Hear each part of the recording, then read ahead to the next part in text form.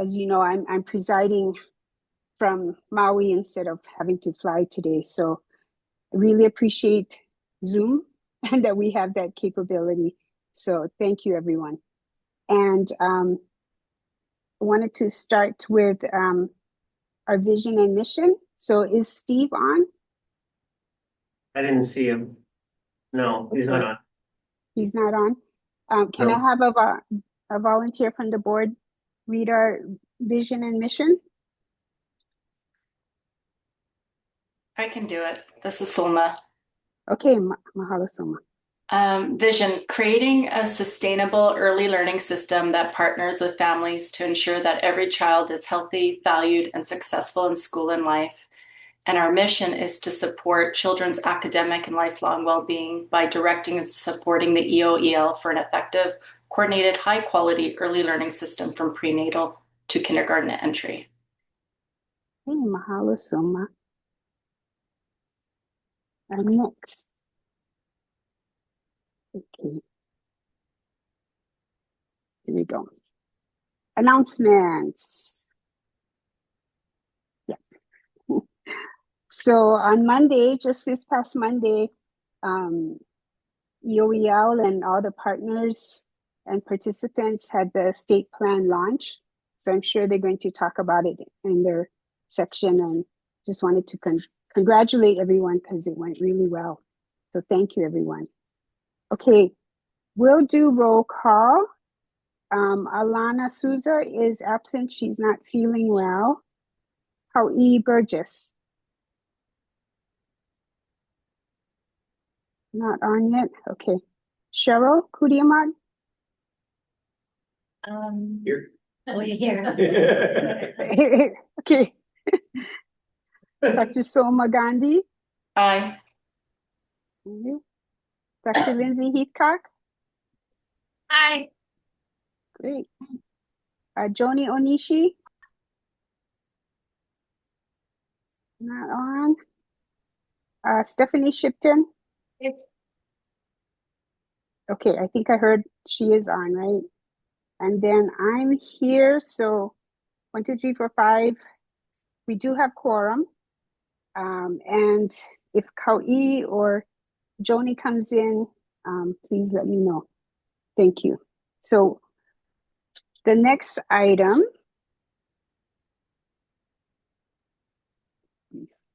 Okay. Our minutes from last month, February. So mahalo again to Tara for the minutes, and they're linked in your agenda. Are there any corrections?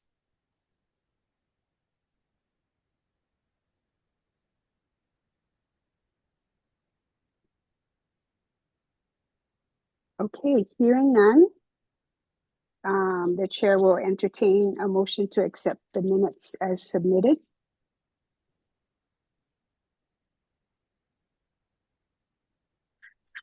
This is Lindsay. I'll move to accept the minutes. Okay, mahalo, Lindsay. And a second? This is Sulma. I second. Okay, mahalo. Okay, so we're going to vote on the minutes. Is Kau'i present? Not yet. No. Okay. Cheryl. Aye. Okay. Soma. Aye. Lindsay. Aye. Did Joni come in? No. Okay. Stephanie. Aye. Okay, and I will vote since I'm the fifth person and I say aye. So our minutes are passed as submitted. Mahalo again, Tara. Okay, any comments from the public on the minutes? As a reminder, for the public, if you want to make a comment, you'll have to raise your hand, because this is something we're doing to minimize the possibility of being Zoom bombed, which is a real thing. So just a reminder, if you want to make comments, raise your hand. Okay, no comments. We'll go on to the next item. Okay, board member updates. So these are updates from any board members about the early learning system, activities, and initiatives. So I wanted to update you on testimony that's been submitted on behalf of the board. And that was for House Bill 2019 apprenticeships. That must be wrong. Can't both be 2019.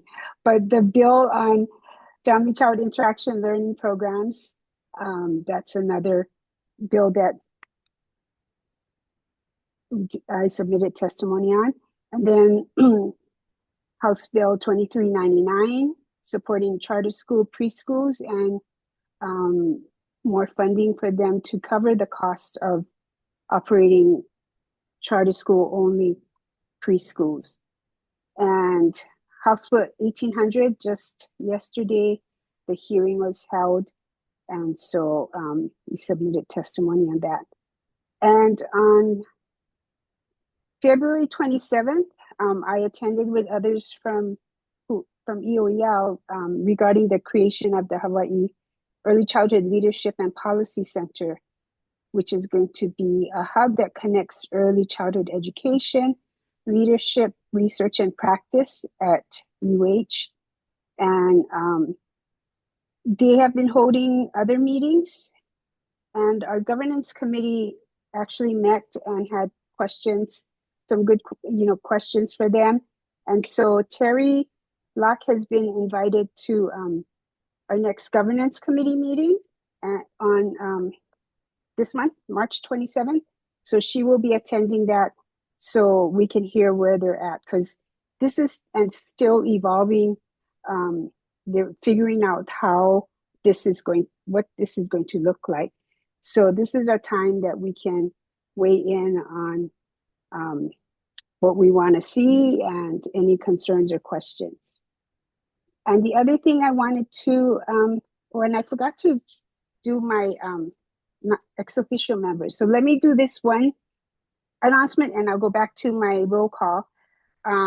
Sure, that Cheryl Kuriamad, she was appointed, we all started in 2024 and her appointment is up in this June. So she has reapplied for reappointment and she has been nominated to serve by the governor to serve another term on the board, and that is GM 752.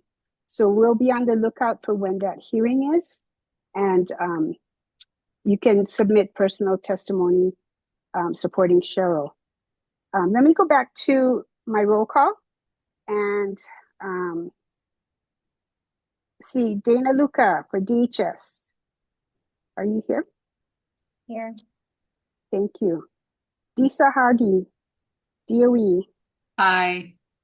Thank you. Deanna Dolier, HAIS.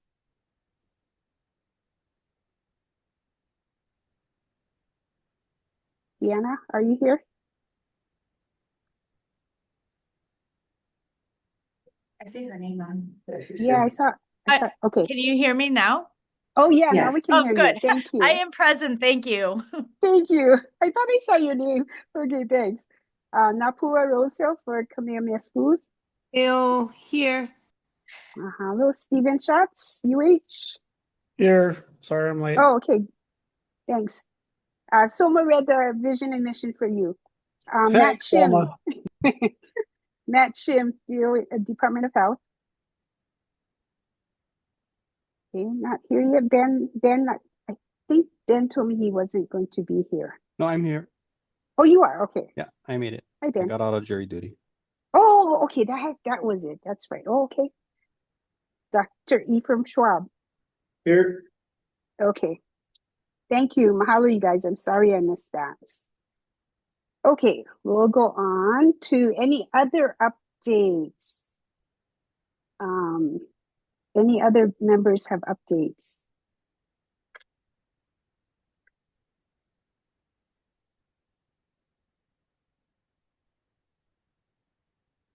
No? Hearing none, we'll go on to the next item. Oh, any public comments on the board member updates?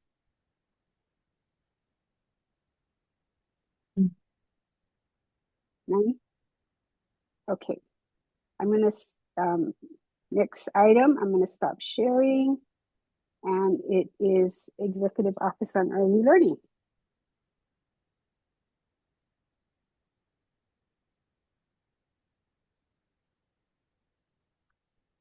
Hello, everyone. Here's our updates and information for March.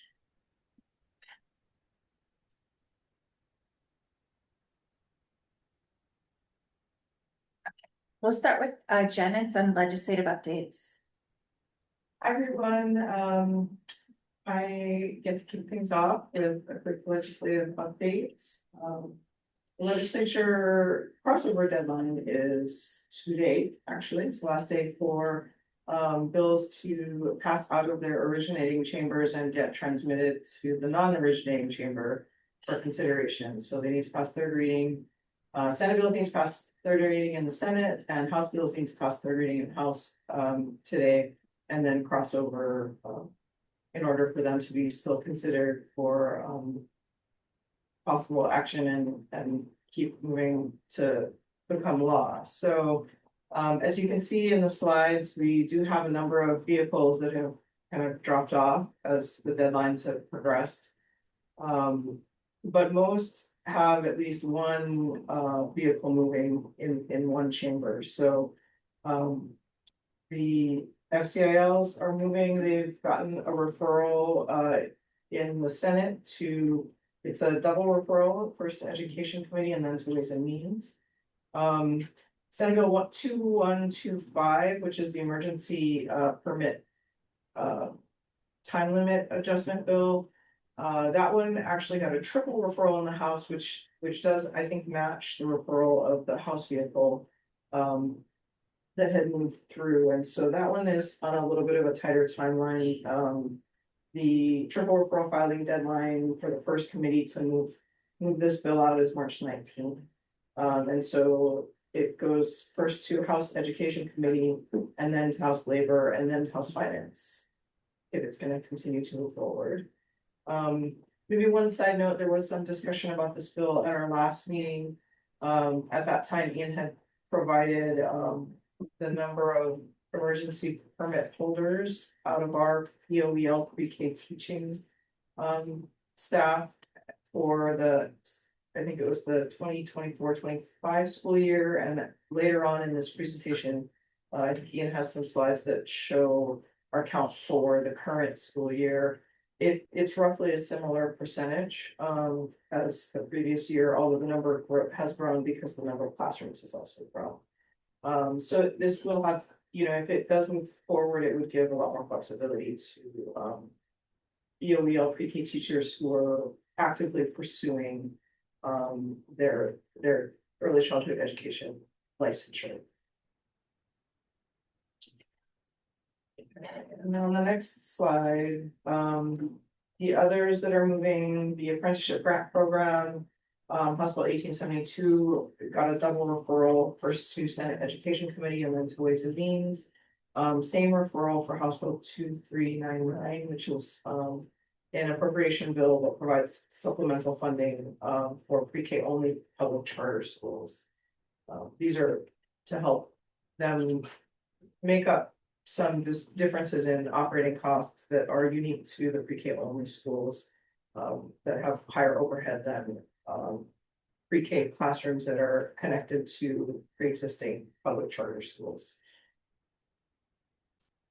And then on the next slide, we have the budget bill, which has had some action since we last met. House Finance had a hearing on the budget bill yesterday and announced their decision making. Based on what was verbally announced, it looks like the House draft of the budget will include the position counts that EOEL has requested, so that's good news to report. And then we saw that on the CIP highlights document that House Finance put out to folks, it does show $32 million to support pre-kindergarten expansion, which at least in total dollars matches with what SFA's got request for capital funding in the governor's proposed budget was. So that is also good news. For some broader context, we also have a little bit more information about the state's overall fiscal situation, which will impact decisions on the budget moving forward. The Council on Revenues met on Tuesday and updated their general fund revenue forecast. They changed the current year projection to improve slightly, so the prior year for the current fiscal year was, the prior projection for the current fiscal year was negative 4.7%. And they've now improved the forecast a little bit to be negative 4.5%. They left, for the time being, they left the out years unchanged. So and they expressed a high level of uncertainty about the out years, specifically due to the war in the Middle East and concerns and questions about how long that will continue. So, you know, having slightly positive but no changes to the Council on Revenues projections does, I think, help a little bit with the legislature's consideration of the financial plan as they move forward for this session. It's nice that they didn't have to reduce their forecasts. And so therefore the projections that Senate Ways and Means will be using to, and also the projections that the final version of the budget will be based on are, you know, similar to what the governor based his proposed budget and financial plan on, and in the ways in which it's different, it's just actually slightly more positive in terms of revenue. So I think that's encouraging. Then we did add to this list a bill that had previously been kind of highlighted but not discussed in detail at our prior meeting, and this is Senate Bill 895, which makes some changes, some pretty significant changes to the kindergarten assessments that are done by DOE. These assessments were established and put in with Act 46 in 2020. And we are currently in year 3 of the English language assessment practices that the DOE has implemented. This bill would make some pretty big changes to that process. It would prohibit DOE from using standardized or externally contracted assessment instruments. It removes the ability to use the information in kindergarten assessments to improve school readiness. It limits, it tries to limit the use of the assessment to really teacher student at the classroom level, whereas the current law includes that purpose and also includes the use of the information to try to improve school readiness. And then it also has a second assessment requirement to be completed within the 8th month of the school year. But currently the process requires an assessment to be completed, I think it's within the first month of the school year. So this would add a second layer, a secondary assessment to the process. So this is a bill EOEL has expressed some concerns about, and DOE has expressed concerns about in the public hearing process and through our written testimony. And so we're trying to make sure we do a good job of communicating those concerns with the House members who are going to be trying to decide whether to hear the bill and whether to pass it out. The primary concern, you know, is how it impacts our ability to understand what's going on the statewide level and our ability to gather data to help us inform policymakers about potential, what impacts these big investments that they've been making in early learning are having on school readiness. So, you know, we want to understand what these initiatives are doing and want to be able to make sure that the funding that the state's putting in and all the work that our office and other partners are doing to expand early learning is actually having an impact on outcomes in the classroom and in children. I think the bill would make that more challenging, takes away an important piece of data that is consistent across the state. So we have some concerns about this bill. And then the last are just a few others that we've been highlighting that may be of interest for folks to take a look at. Okay. I'll pause there to see if the board members have any questions.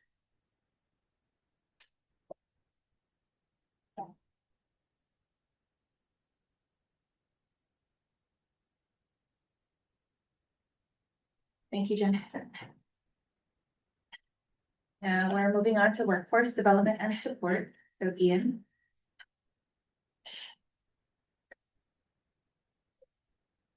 Good afternoon, everyone. I'm Ian Wakamoto, ELB Workforce Development Specialist.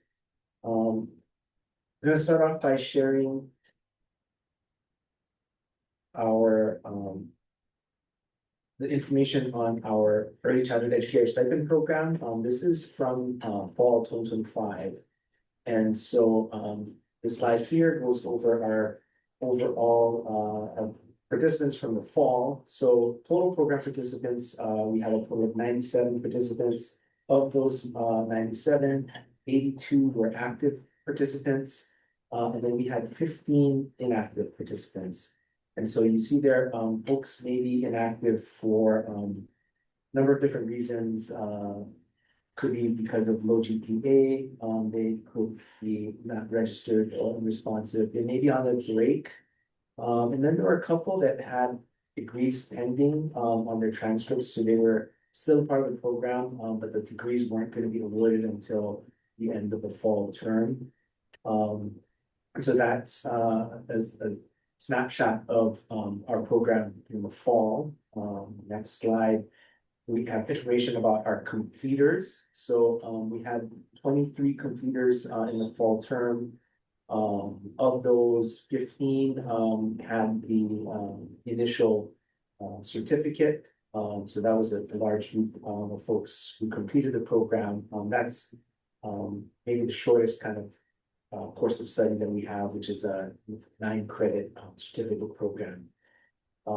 We had 4 folks who completed their associate's degree, and then we actually had 3 who completed their graduate certificate, and 1 who completed a master's degree. And then we had 3 terminated folks from the program. So in looking at the cumulative data for our stipend program, this is from its start in summer 2023 until this past fall. There's been a total of 174 stipend recipients. 3 of those actually are on a second stipend because a stipend agreement will fund a certificate or degree. And so for folks who, for example, completed an associate's degree and then continued on into a bachelor's program, they would sign and have 2 different agreements. So we have 3 folks who are doing that right now. There've been a total of 84 completers, and then we've had 22 people who have been terminated from the program. The next slide actually will show that graphically. Sorry, it's kind of small, but you can see, and I do want to note that you know, after growth each term for a few years.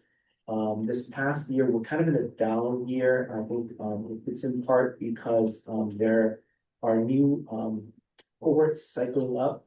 And so I think within the next year or so, we'll see numbers kind of come back up, because as you can kind of see, it's we're kind of between 85 and 100 participants overall per term. Of course, the summer terms we have fewer folks, but overall that's kind of where we're at in terms of participation in our stipend program. So before we get to the next slide, I did want to pause, and as Jen had mentioned, at the last board meeting, as part of the discussion on the current legislation regarding the time limit for emergency hire permits, I shared information on the number of EOL teachers teaching under emergency hire permits in school year 2024-25. So I want to follow up by sharing data on our EOL pre-K teaching workforce and their license and permit status. So the table and charts on the next two slides will show the breakdown of teachers into those holding an HTSB early childhood education license, those holding an HTSB license in another field, those holding an emergency hire permit, and those who are substitute teachers. So it's important to note that with the exception of substitute teachers, all others hold at a minimum a bachelor's degree. And that's a requirement of being a permit holder or a license holder. I also want to note that this data doesn't include the progress those teachers without an ACE license have made towards securing a license, which is required and currently being tracked and updated by our office. So as we move forward, this data will be, we're working to gather this data. So it'll be helpful to our higher ed partners in gauging the time it takes to complete a SAFE program in early childhood education. So the slide that you see right now is the teacher licensing status, as I had described, the different kind of buckets. This is from 2024 and 2025. So we had a total of 92 teachers in that school year. Of that, we had 46 who were licensed. So half of the teachers were licensed in early childhood education. You can see there the number of folks who are holding a license other than early childhood education. As I mentioned last meeting, we had 17 emergency hire permit holders. And then we had 4 folks as substitute teachers. And so on the next slide will be for this year. 2025-26, we have a total of 117 teachers. Of those, we have 54 who are licensed in early childhood education, 32 who are non-ECE license holders, 24 emergency hire permit holders, and then 7 substitute teachers. And so you can see that the slices of the pie have not shifted that greatly, but we do see just kind of overall the numbers increasing as we increase the number of classrooms. So want to move on and share kind of a highlight of last couple of weeks. Dr. Schwab and I went to Waipahu High School, and we were invited actually as a part of kind of as a outgrowth of the Educators Rising conference that I was able to share at. The CTE teacher at Waipahu High School reached out and invited Ephraim and I to his class to share about opportunities in early childhood education. We was really wanting to make sure that the students had an understanding of the supports that are available and the opportunities that are available in early childhood. It was really nice to see that there were actually quite a few folks, quite a few of the students who were interested in early childhood education. Actually, when we asked for them to share if they were interested, there were quite a number of hands that went up. And so it was really great to be able to get into a classroom and kind of to see the future of our early childhood workforce. It was really also nice to be able to go to Waipahu High School. I think one of the things that we're looking to do is to see how we can continue to partner with CTE programs at the high school level. As we see that there, the slides on the bottom, the pictures on the bottom have the different academies that a lot of schools have. And there are a couple of CTE pathways that are focused in the education field and could support folks interested in careers in early childhood education. Thank you. Sydney. Oh, sorry. Okay. This, Ephraim and I will probably share a little bit further on in our presentation, but, we, have gotten this information. This is from, the Council on Professional, Recognition, who, the award, the CEA, the Child Development Associate Credential. They actually were able to share this data on our CPE holders in the state. Let's see this. But as you can see, year over year, the number of CPE holders has grown, and that's something that I think is really testament to the efforts to grow the field and also to support the folks in getting this initial credential that really helps to have quality educators in early childhood. Thank you. Now we're gonna move on to facilities for early. I see Dan has raised his hand. Yeah, I'll be brief. I just wanted to mahalo Ian and Yuko for providing the information on the teacher licensing status. I think I had asked about that several times, so I appreciate you guys providing that information. It's very helpful. One question I have, and you might not know the information, but for the non-EC license and the emergency hire permit, do we know like what percentage of them are pursuing ECE licensure? Is it 100%? Are they all kind of down that track? You guys know? So this what we see in our EOEL public pre-K classrooms is kind of linked to how we are approaching the bill that's talking about the extension of the teacher permits. So I'll give you a couple of examples. So the non-ECE license, the red section, so that could be like me because I have an elementary education degree, a SATEP. So right now, the only way for me to add on an early childhood license is to get a bachelor's in early childhood, another bachelor's in early childhood, or to get a master's in early childhood, like an initial license. And so right now, to ask somebody who has a bachelor's to go get another bachelor's, or somebody who has a master's to go get another master's, is a little bit of a heavy lift. And so we're looking at a field. So right now, the Addafield, they're going to have an Addafield cohort coming up. Yes. So this summer, there's going to be an Addafield opportunity at a master's level coming up this summer, but it's not offered all the time. And so this is where the timing of the expiration of the permits comes into play. Additionally, the permit holders who also may have a bachelor's or master's, for example, we have a permit holder or previous permit holder who's now a substitute, who has a master's in early childhood, needs to get an early childhood SATEP.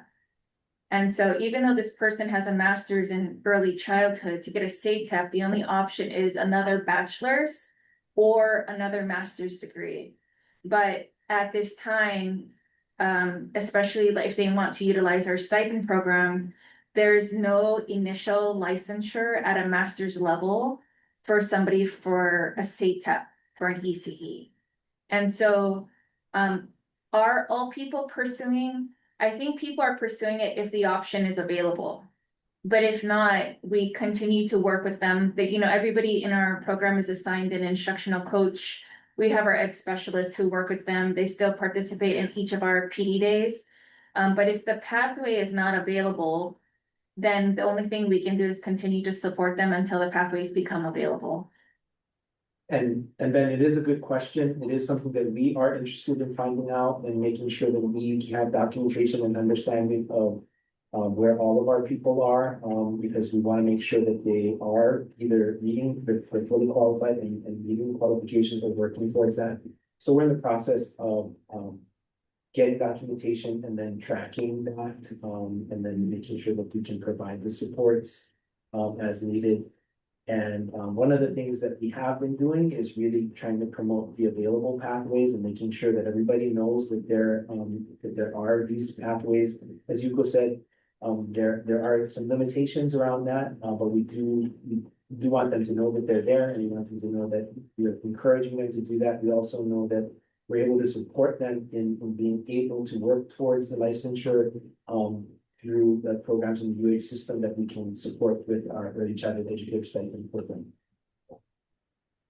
Okay. Yeah, thanks. Just a lot of barriers. I think that's some of the obstacles, right, that people are faced with is the barriers. Yeah, and I understand you, Cole. Like, if I went to school for a bachelor's, you telling me I gotta get another bachelor's or I gotta get another master's, and so I know the frustration it might be for the teachers that are holding the non-ECE license or even the emergency hire permit people too. I think we run into a few people in that situation. So okay, just wondering. Thank you. Absolutely. So while we are still always working, and the principals also agree and work with us towards trying to get everybody what they call HQ or highly qualified. The only thing we can do is let everybody know when these opportunities open for them and then support them in the interim.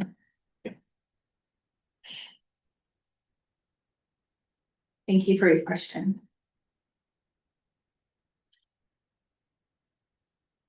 Can I just highlight some facilities pieces? So right here is a table that talks about EOEL public pre-K renovations in partnership with the HIDOE and the School Facilities Authority. On the far left side, you'll see the names of schools and sites that opened this school year and are going to be renovated this summer.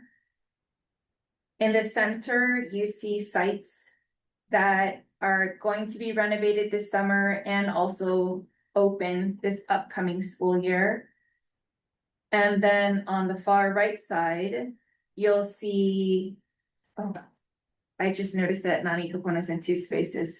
Okay, so if you really want to know Nani Kapono status, you can talk to me later. I just noticed that they're in 2 places, but on the far right side, these are the sites that will open this upcoming school year and be renovated next school year. On the small asterisks on the bottom, so this is the timing is a little challenging because we choose not to establish the positions until School Facilities Authority, what we call like they clear the room, like the room is able to be renovated. We have offered many names, and right now you can see how many have cleared so far. So it's like 21 have cleared so far. If Daniel K's 2 rooms clear, that'll bring us up to 23. If Iroquois Point clears, that'll bring us up to 24. We all know that we have 25. There are some schools that are kind of on the fence right now of whether or not they want to choose to open this upcoming school year or next school year, but there's a lot of moving pieces when we are also trying to time with facilities renovations and also other projects that may exist on campus, and also the conditions of the buildings and the locations of where people want to open. And so we're continuing to work on that far right column so that we can help people open this upcoming school year. Other things moving that are not EOEL public pre-K. So I just wanted to highlight some charter pre-K facilities updates. So there's going to be a new build at UHT Miloa, and it's on track to award the construction by this summer. Also, Kanui Kapono, on track to award construction this summer. Kamaile as well this summer. Wildlife Phase 2, there's one room, will be renovated. And they're also looking at evaluating some land acquisition on Hawaii Island and Maui. And there's also some preliminary discussions about a new pre-K only charter in the West Oahu area. And so here are some things that are moving for facilities that sit outside of EOEA Public Pre-K. And then Lane is going to give us some updates on the federal budget I don't know, this is as of last week or the other week. So this is Lane Tsuchiyama, institutional analyst with EOEL. These next several slides pertain to the federal budget that was passed, I believe, on February 3rd, 2026. And these are specifically for those programs that are in the early childhood space in particular. So just so everybody knows for context that there are, I believe, 9 or 10 different appropriation bills that cover different sections of the federal government. This is pertaining to the budget that covers health and human services, labor, and education. So for this one in particular, sorry, this is health and human services. So there are several different programs, so you can scroll at your own leisure, but I'll just cover a few of them. So this first one is the Child Care and Development Block Grant. So it is scheduled to receive $8.831 billion in funding overall for the program this year. That is an increase of $85 million from the last fiscal year. If we can go to the next slide. This one is for Head Start and Early Head Start. It is $12.357 billion, and that is an increase of $85 million from last year. And then on the columns to the right, those three, it's just a comparison for your information as to what was proposed in the president's initial budget that he submitted at the beginning of last year, the last budget cycle. So it is the beginning of 2025, what it went through as the House proposal and what it ended up as the Senate proposal. And the final columns that are the actual funding that is going to be received is going to be the ones that are highlighted in green and bold. So the next slide, please. So this is the preschool development grant. As you can see, in terms of what the president had suggested for the budget, it was $0. So the elimination of the program. The House adopted that. And the Senate restored it to $350 million, which was what was the funding for last fiscal year. So the program is continuing on into this current fiscal year, and we are one of the recipients of that grant. So this is for IDEA to the states. So it is $14.234 billion. Next slide. And so this is the separation. So this IDEA from the last slide is the total that is given out for the Individuals with Disabilities Education Act in total. So this is just the breakout for the Part B, which is the early learning portion. So this is commonly what is referred to as the special education pre-K in the DOE system. So there it is $420 million total for the program across all states. Next slide is for Part C. So this is the early intervention component of the IDEA spending. So that is $540 million. And then the last one is the National Child Traumatic Stress Initiative.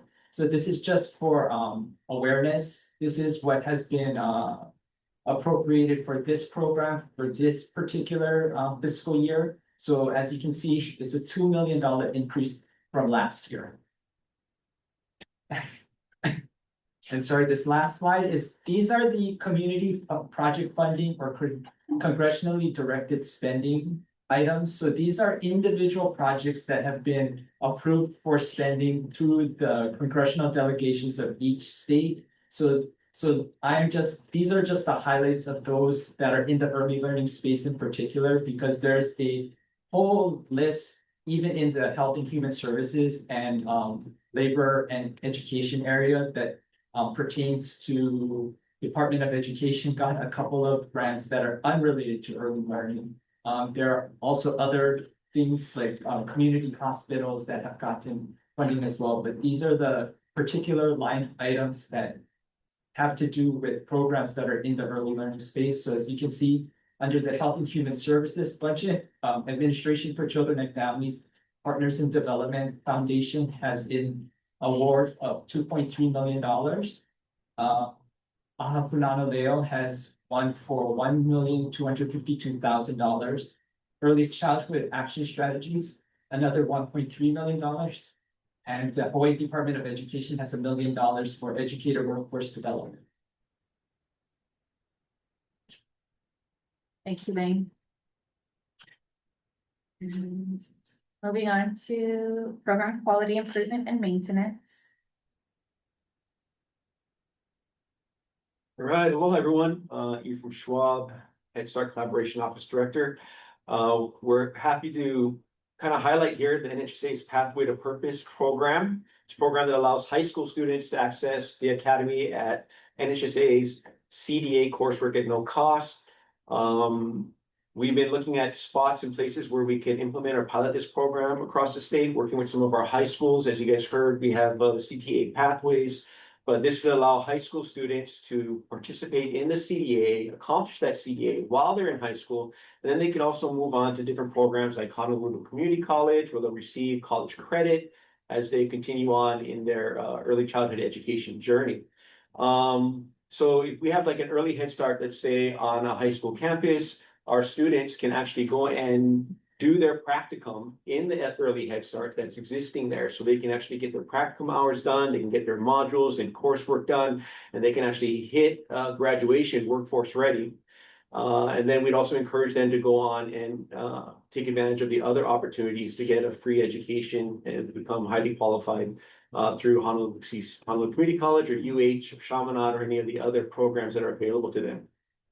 So we're looking to pilot this, hopefully, and continue to build it out.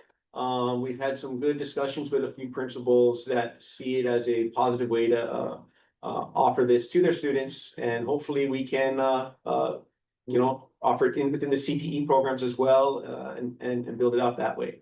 So yeah, this is the NHSA Pathway to Purpose. If you have any questions on the Pathway to Purpose or how you might be able to implement it on our high school campuses and work on some pilot programs, please reach out to me, and I'd be happy to walk you through the process in getting this started and going. Okay, so as I had kind of alluded to, Ephraim and I were able to participate in the gathering that was hosted by Kikioka Aina.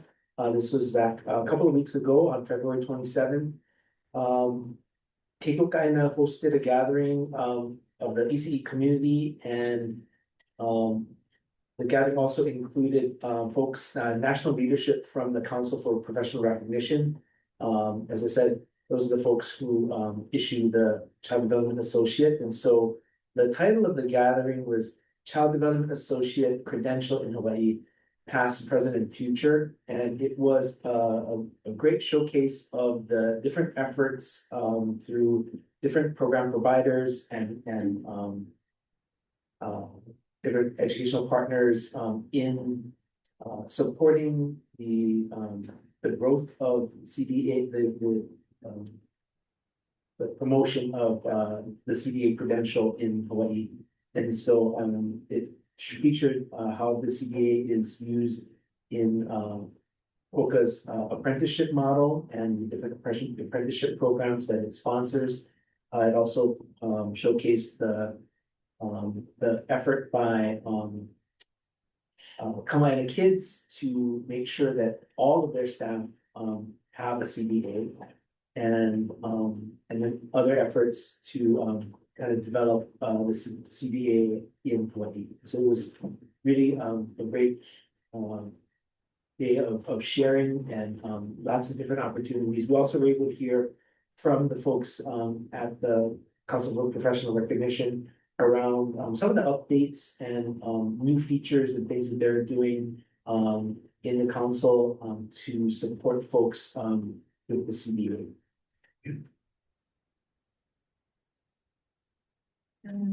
Leilani? Aloha kako. My name is Leilani Antone. I'm with EOEL, the educational specialist. I partnered with a colleague from the private sector to support education around foundational child development theories and putting theories into practice. So we hosted a workshop for early childhood educators. We had participants from both public and private sector who wanted to take the theories that they knew or maybe weren't 100% familiar with and how to put that into practice. We did various activities and work around Jean Piaget, Lev Vygotsky, Erikson, and John Dewey, and really led the discussion into how that shaped progressive education and what that progressive education model may look like in classrooms. We discovered practical ways to apply their theories in their daily interactions with young children, and we did some mind mapping to help them to start discovering ways to build a progressive curriculum in their classrooms based on children interests. And really just reinforcing that every interaction matters. And this workshop was able to empower educators to make the most of the moments by grounding their practice in proven developmental theory. Thank you, Leilani. Thank you. And I just wanted to see if the board has any comments first. It's Elaine. I do have a question for Elaine. It's great to see that PID got a lot of a good amount of funding. So correct me if I'm wrong, but is that a lot of funding going to FCILs so we won't lose as many as we thought we would? I am not sure as to what the funding is specifically going to be used for. That is on partners in development in working with the congressional delegation for Hawaii. I think they might have something in mind, but in terms of what is available publicly through the budgeting process, it is just the top line number. So as to how that's going to be spent, that is more a question for PIDF if they're willing to share that information, or they actually happen to know how that's going to be divided up right now. But also to add on, and this is a good time, is that all of these numbers that they are appropriated, but they need to be accessed through submitting grant applications through the various departments. So there are additional steps beyond this to get access to the money. So the money is there, but it now needs to be accessed. Thank you. Really appreciate the information. Mahalo.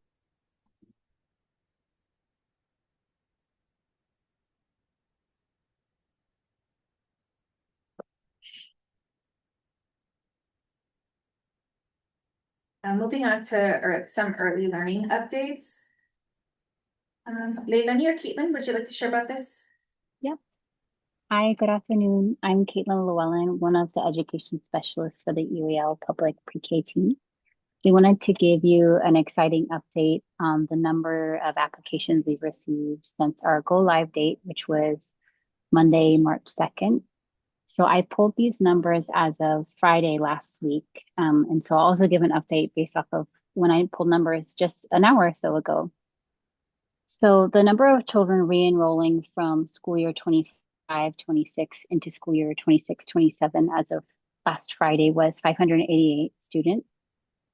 In terms of new applications received on our very first day of the application being available, we received 518 applications. And then the applications received as of last Friday were 867. But when I checked earlier today, we were at 1,054. So what's really exciting in this is that families are hearing about our program. They know that the website is accessible to them and ready to receive applications. So the good news is that the word is out there. But if you go to the next slide, I wanted to share just some resources that we might pass along to you in case you are in a position to share information with families about applying to our program. So I'm just going to drop some links into the chat. The first one is a downloadable flyer for distribution, if appropriate, given your space and setting. And then the second link is a direct link for families to apply to our program using the online application system. And then you could go to the next slide. So last meeting, we gave an update on our induction series after facilitating session 1 of our 4-part series.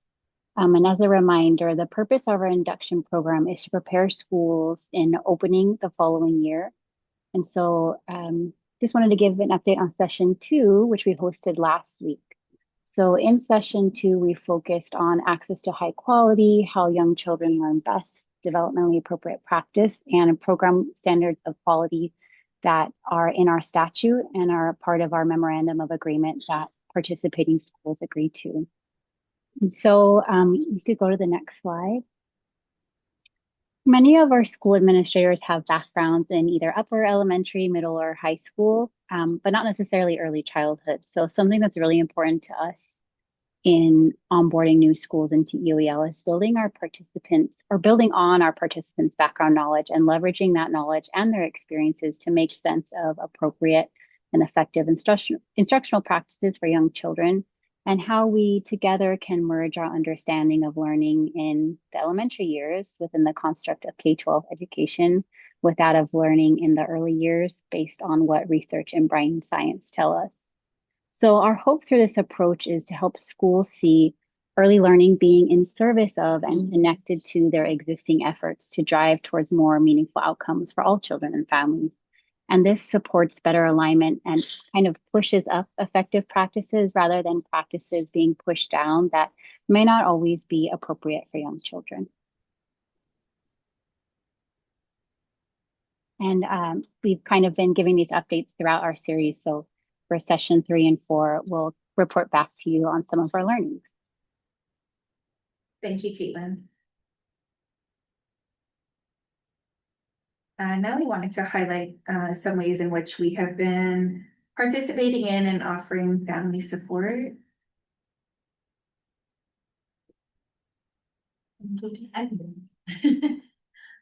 Hello. So as you can see from the photo there, Ephraim and I had the opportunity to attend the Hawaii Early Childhood Conference along with 3 of our state office teachers that were able to attend. That took place on Saturday, February 21st, and it was a really great opportunity for us to connect with many early childhood educators. I got to meet for the first time the mayor, and we also got to talk to our new county coordinator, Natasha. And it was a really wonderful day to get to talk about the First Five Hawaii program and some of the other programs that we have. Thank you. Oh, I'll do this also. And then you didn't get a photo of the 2 of us, but Allison and I, we got a picture of our table. We were very excited because it was the first time we got to use our First Five Hawaii tablecloth. So of course we had to have a photo of that. But we recently took part in a Preschool Here I Come on Big Island. And again, like I said, it was the first time we took out the First Five Hawaii tablecloth, and it was really an opportunity to tell people in that area about the First Five Hawaii eligibility screener tool. So it's a great opportunity to talk to parents who have little ones that are looking at preschool options over the next year or so. Thank you. And I was invited to the Waimanalo Homestead Community Meeting by Representative Merton, and it was, I guess, co-sponsored by Senator Lee, and also in partnership with the Office of Wellness and Resilience, which is a part of Department of Human Services. And the only reason why there's a picture is because somebody happened to take one and sent it to me, but usually I do not like pictures. But this is a really unique event. So families are invited to learn about funding opportunities for repairs and home improvements. And they also know that there's a lot of children and families who need other kinds of services there. So in addition to assistance for their homes, the Department of Human Services also came to highlight their programs in addition to the Executive Office on Early Learning. And so numerous people came by our table. They loved the first 5 websites. So thank you to all of the different 18 programs who helped to stand it up, because the families are very excited about it. And Representative Martin really wanted that to be highlighted at this event. And so this is a nice first opportunity to participate in an outreach such as this. Now for some updates on health, mental health, and nutrition. Mikako?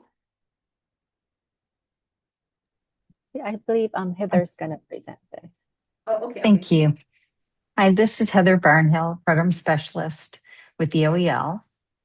In January, our office was contacted by the group that is revising the wellness guidelines and asked if the EOEL pre-K would be interested in coming on board. Their first meeting, the first meeting that I attended, the question that they were asking was, the current guidelines are K to 12. And did we think that they would, as Caitlin was mentioning, just pull down, or they were wondering if, because of the age, if we would recommend a pre-K specific wellness guideline. And so Caitlin and Leilani had a look at the wellness guidelines, and they agreed that it would probably make more sense to adopt something just for the pre-K. So the work group was organized by DOH Chronic Disease Prevention and Health Promotion Division, Primary Prevention Branch. And then the subgroups are DOH, DOE Special Ed, and EOEL. So as mentioned, we're currently revisiting and updating the current guidelines, and the work is continuing. And now for an update on special needs and early intervention. Good afternoon, everyone. Today, I would like to share information about Department of Health Child File Action Plan Work Group, which Ephraim and I participate in.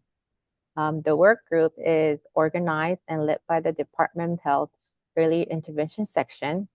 The early intervention is a state program that helps babies and toddlers birth to 3 years old who have developmental delays or disabilities. Through our work group meetings, which included Department of Health staff and community partners, we identified challenges that families face when accessing early intervention services. There were a variety of challenges, and a few are listed here, like language barriers, communication between programs, and data collection and analysis. So for one of the identified challenges was communication between programs, and we started compiling a list of referral sources between programs. So if anyone here has a potential referral sources, please let me or let us know. We would like to include it in our list. Thank you.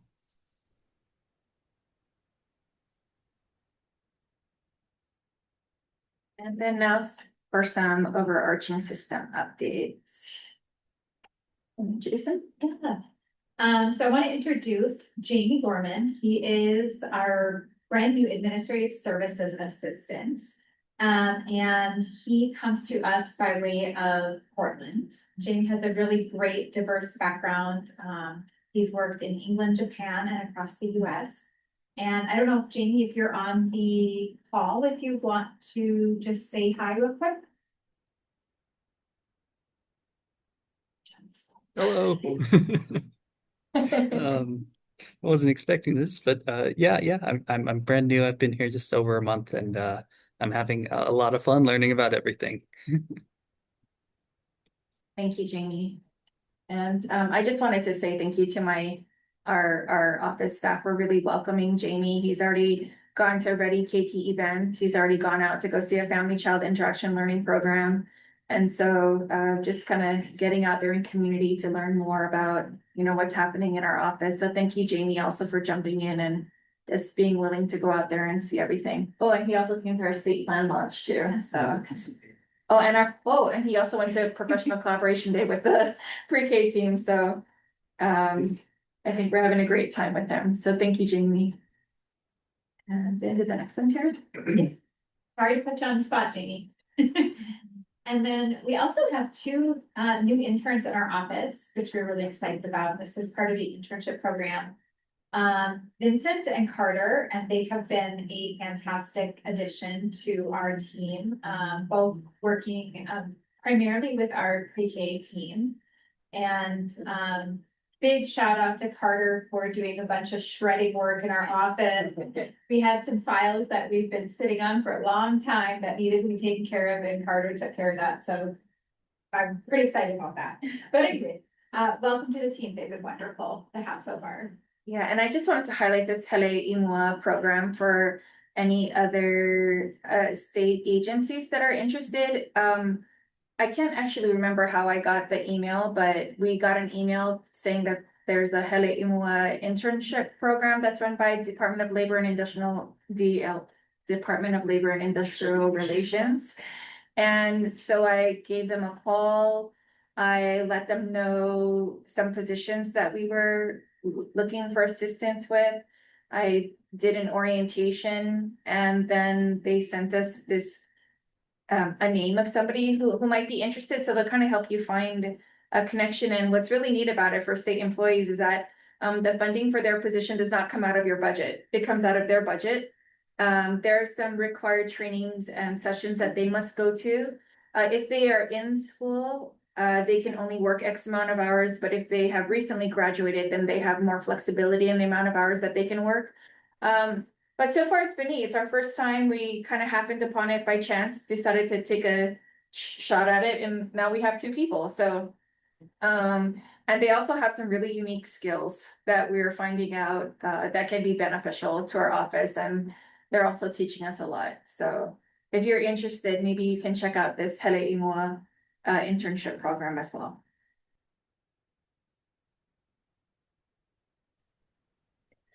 Hi, Allison Hanley, Program Specialist with EOEL. So I've been providing state plan updates for I don't know how long now, but we're really excited that we officially launched the 2025 to 2030 state plan on Monday with our Celebrate and Activate event. So thank you to all of you who joined us for all of the fun. We had about 100 people attend, and I think overall it was a really great day. Folks were very engaged, and we hope that everybody sees themselves in the implementation of our plan as we move forward into the next phase. And then we shared last month that preschool development grant for the 2026 grant, we're going to be providing updates on the various projects within that grant. So each month we're going to be highlighting a different project. So this month we are sharing about our kindergarten transition and outreach project that we are doing. And as part of that project, we have partnered with the Kailua Kalaheo Complex on their CLSD grant to work together to help families help their keiki transition into kindergarten. We know there's been a lot of professional development that counties have done to support providers and cross-training between pre-K providers and kindergarten teachers, but we're looking to reach out to families and help support them in this transition in how they can support their children. So we are piloting a workshop that's going to be taking place in April at Kailua Elementary.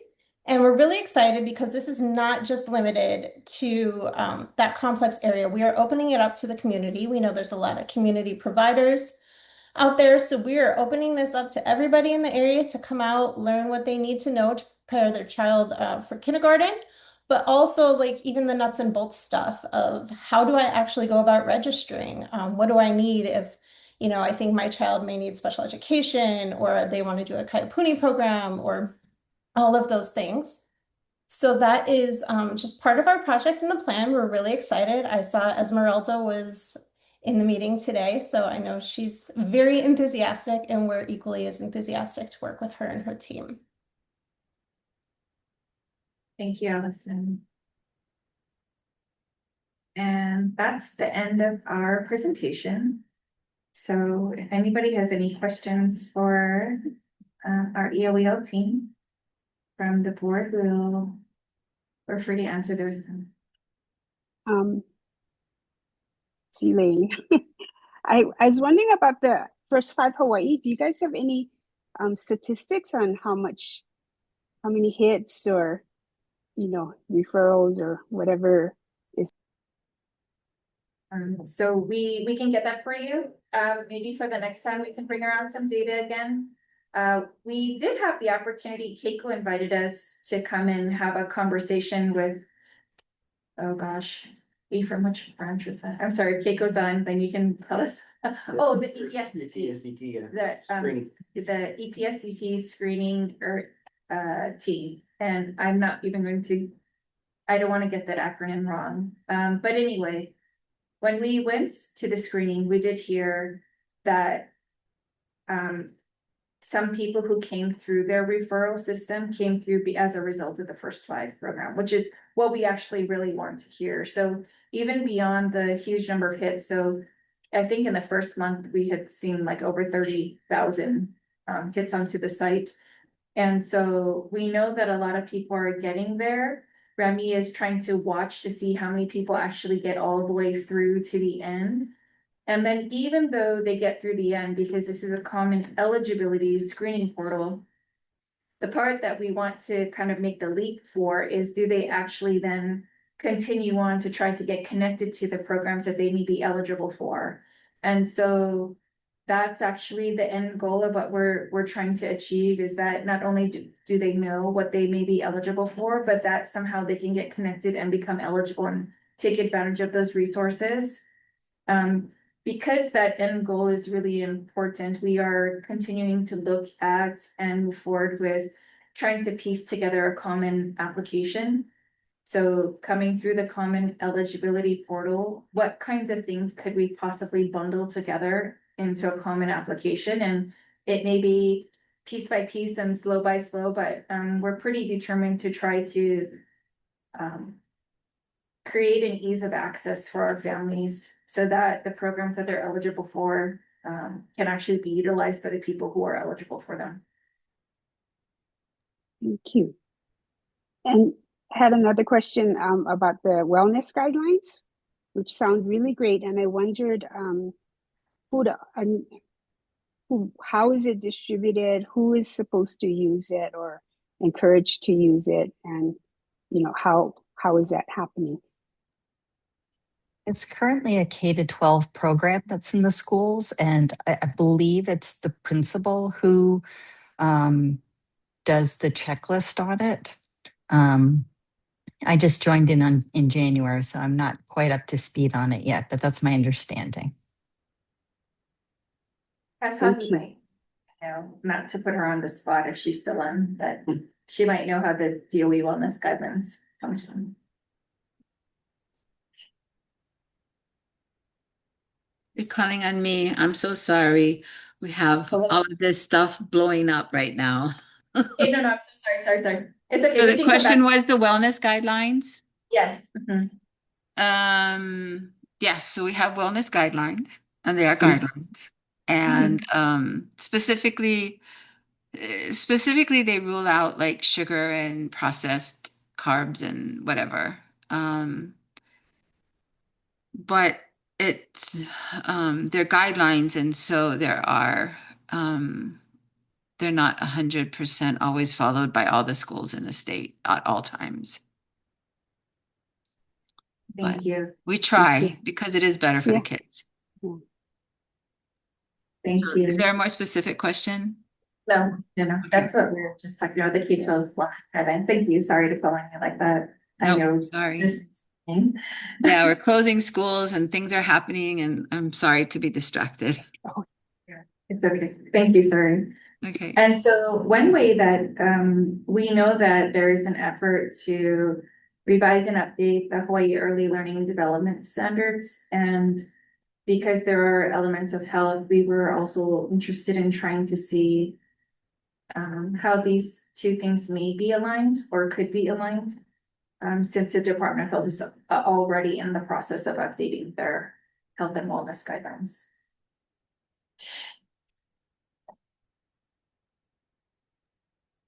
That makes a lot of sense.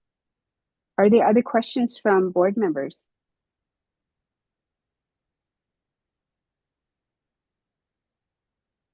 Any questions or comments from the public?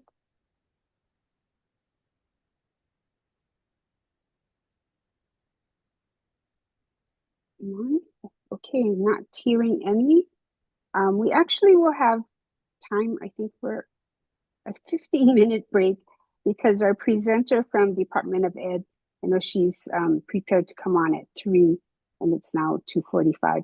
So why don't we take a break until 3 p.m. Unless, and we'll see you in 15 minutes. Okay, thanks.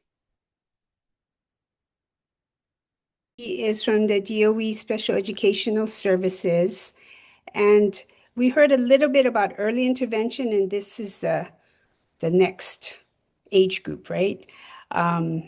So she presented this at actually the DHS Child Care Advisory. So mahalo, Dana, for having her there. And a couple of us caught that and really thought it would be a great idea for her to share the information here. So I will stop sharing and give it over to Kawi. Okay, great. Hi, everyone. So glad to be here. I am going to work on sharing my slides.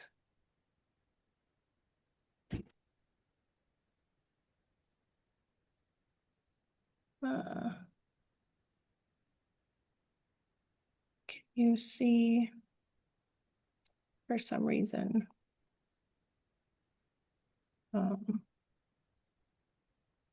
I can't get to the bottom here, so hang on one second. There we go. Do you just see my slides? Yes, we can see your slides. Okay, great. Hang on one second. Thanks for being patient while I get going here. So, as Elaine mentioned, my name is Kawi Correa, and I'm with the Hawaii Department of Education. Formerly, I worked as a speech language pathologist, and I currently serve in the special education section at the state level, supporting related services and preschool age services.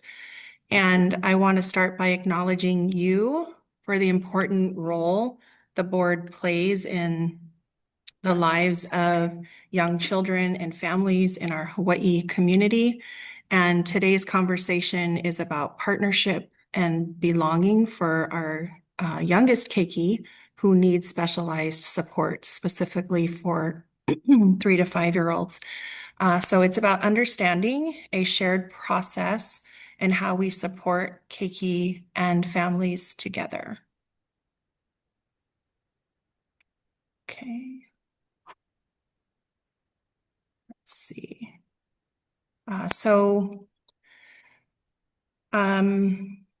Let me go back here. So you may have heard of Child Find, and today you will hear more about what it means in practice. And our purpose today is threefold. First, we'll walk through what Child Find is. Then we will talk about what happens after a referral to the Department of Education is made for an evaluation. And then lastly, talk about inclusion, what it means, why it matters, and how early childhood programs can continue to support it. And if you have questions, please feel free to type it in the chat. And then there will also be time at the end to ask questions if you have any.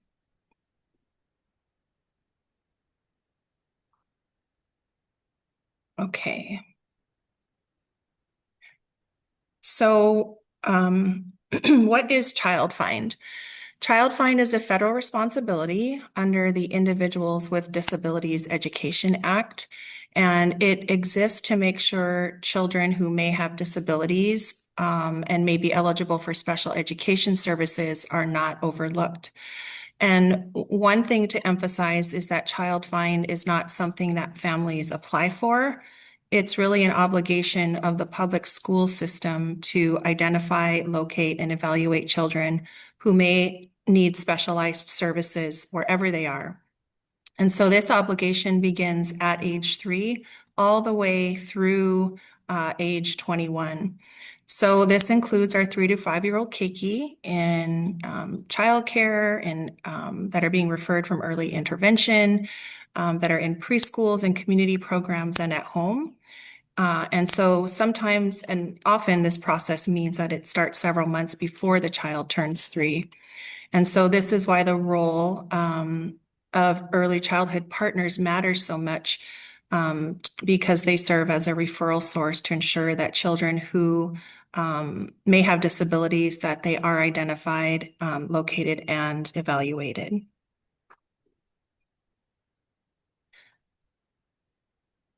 So anyone, let's see here. Don't know why this is, sorry, I'm having a little bit of an issue here. So suspicion. Suspicion is a feeling or thought that something is possible, likely, or true. So when we talk about suspicion in the context of disability and developmental concerns, the bar is for that referral is pretty low. It's about a hunch that the child has something going on that is affecting development and that there might be a disability. So who can raise a concern? Anyone who knows the child well can do that. Parents, teachers, and childcare providers and healthcare providers like physicians are some of the more common referral sources. And what's important is how concerns are shared with families, right? That's with respect and care and in partnership. And families should not be or feel surprised by a referral.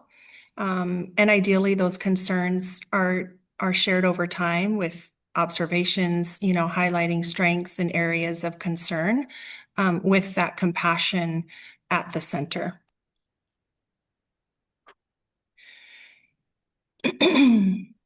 Oh, hang on a second. I think I'm okay. So, types of concern. As mentioned, there are multiple referral sources, and EOEL is one referral source that we have. And here are some common reasons for the referral of preschool age children. These areas may look familiar to you as they come from everyday routines and interactions that address learning, behavior, communication, movement, and peer and adult interactions. So as I mentioned, EOEL is one referral source as they receive many applications to their program. And we are currently working with Kapiolani Hospital on also aligning our processes, making it easier for families in the referral process. But basically, once a concern is shared with the DOE, the process begins with the review of that information. The school will reach out to the family to oftentimes meet with them if that's possible. And then the school discusses with the families the areas that they have concerns about. And so that comes from parents. It can even come from teachers or that the child might have, or EI providers that work with the child and family, and even information from medical reports if that is available. and the developmental history is available. And basically, there needs to be a decision of whether to move forward with an evaluation in 15 days. And so this step is about determining whether there is enough information to suspect a disability, not to confirm one. So there is an important clarification too in this process, in that a medical diagnosis is not required for a child to be referred or evaluated for special education services. And families, teachers, and community partners, as I mentioned, can raise those concerns. And we follow the evaluation process that's outlined in the IDEA and Hawaii's Chapter 60. And at the same time, a referral or prescription for services from a physician does not automatically result in those services in the school setting. So while that medical input is very valuable and often helps us better understand the child's needs, the educational eligibility and service decisions must be made through the educational evaluation and the IEP team process. So the DOE's role in that team is to follow the rules around IDEA and what Hawaii has to say also, to determine whether the child qualifies and what supports are appropriate in that educational environment. So it begins with that referral. So once the referral is made, then there's a decision, right? That yes, we want to proceed with the evaluation. And so the types of evaluation is also discussed in that first 15 days. So if a child is not being understood when speaking or having trouble using their hands, they might have as part of their evaluation a speech, language, and occupational therapy assessment. And the evaluation process is designed to look at the whole child. While we are evaluating the areas that prompted the referral, the assessors are also learning about the child more broadly. So this includes, understanding the child's strengths, what their interests are, what their communication level is, what their peer interactions are like, and functional needs across routines and sometimes in multiple environments. So equally important, we center the family's voice in the process, because families bring deep knowledge about their child, their culture, what they value, and their hopes for their child's future. And so that guides, the evaluation and the decisions that follow. And so the goal is to ensure that that evaluation process and what comes out from it, that it reflects the full picture of the child within the context of their family and community. So the evaluation period and eligibility determination is 60 days. And so within this time period, information is gathered, and then the team comes back together to review the results. And the questions that are being answered are what we call as our three-prong test. Does the child meet one of IDEA's eligibility categories? And as a result of that disability, is there an adverse impact? And then, is special education needed? And so all three need to be answered with the yes to move forward. So eligibility is not based on one score or one observation. It's a team decision that considers whether a child needs specially designed instruction. And so before we move into the final part of this process, the IEP, I want to share some recent data.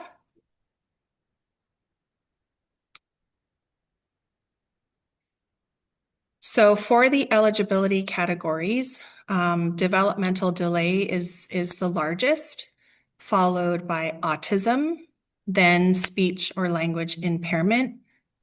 And last year, there were about 2,000 preschool age children who were eligible for services. And so I'll give you a couple of seconds to look at this slide.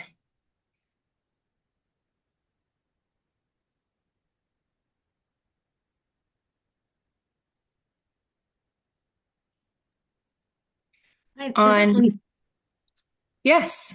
Sorry, I can ask it later too, but of the two, so do you know how many applications there were that where 2000 qualified, like the percentage of how many qualify of the applications submitted? Oh, so we had 2,000 preschool age children in our program that were 3 to 5. And so you're wondering how many students that were referred Were and referred, yeah. evaluated and how many qualified? Yeah. Okay. I know it's a very high percentage of those referrals. And if you want, I can circle back, but disproportionately high that majority of the students and children that are referred are eligible. Great. Thanks. I was just curious. Yes. Yes. Great question. And I'm happy to circle back with that information and get that to Elaine as well.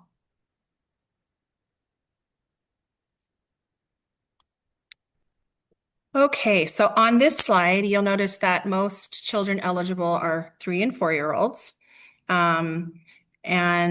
This also highlights why early childhood settings are so critical in noticing and supporting children early in the referral process. Okay.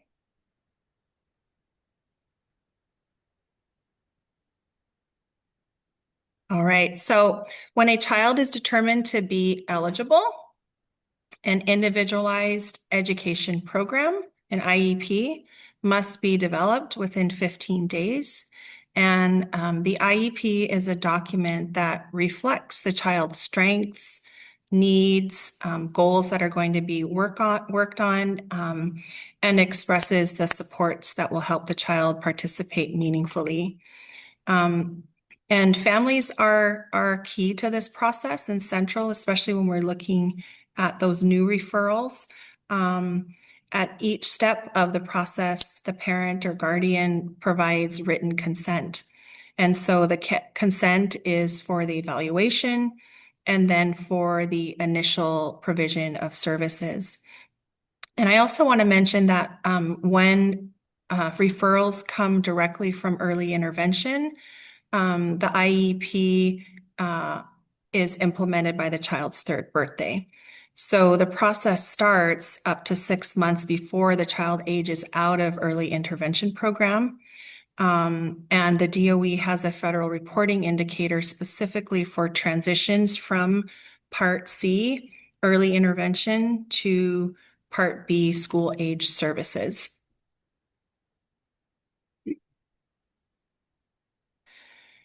There are some key considerations when it comes to decision-making for our keiki. These questions ground the IEP process and what matters. It's important to know where is the child now, right? What is their learning environment and how are they doing in that environment, right? Are things going well? Do they need a lot of support? Is it not working? Do they need a different place? What supports are in that place, and maybe even what training might be needed to support that child. What does the family value? And how is the family viewing all of this information as they move through this process about their child having a delay or disability? Placement and services are not about fitting a child into a system. They're about fitting supports around and for the child. Okay. And so an important piece of the IEP is the placement. And so many of our eligible 3 to 5-year-olds are served in special education preschool classrooms. The IEP team must always consider the continuum of placement options based on the child's individual needs.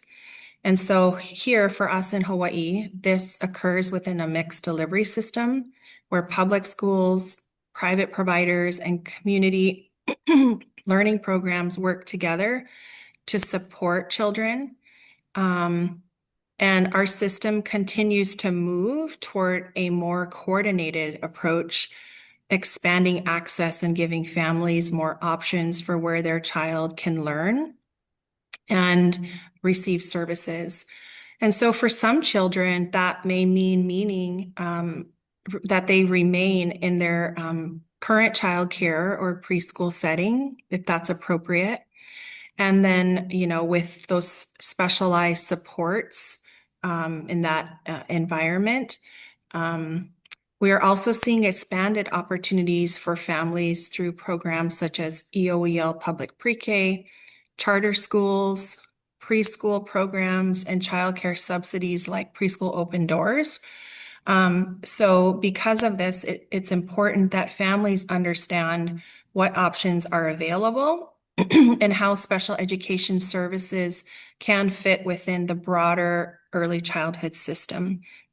And so as you can see, services for preschool age keiki can be provided in a variety of settings, right? And so you can see them all there and take a look at that.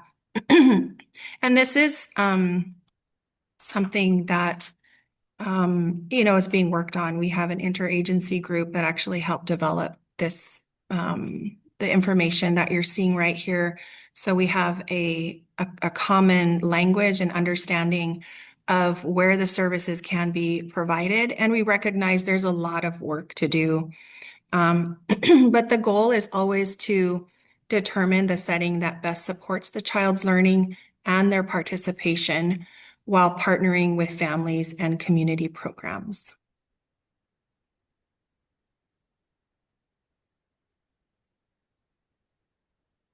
Okay, oops, hang on.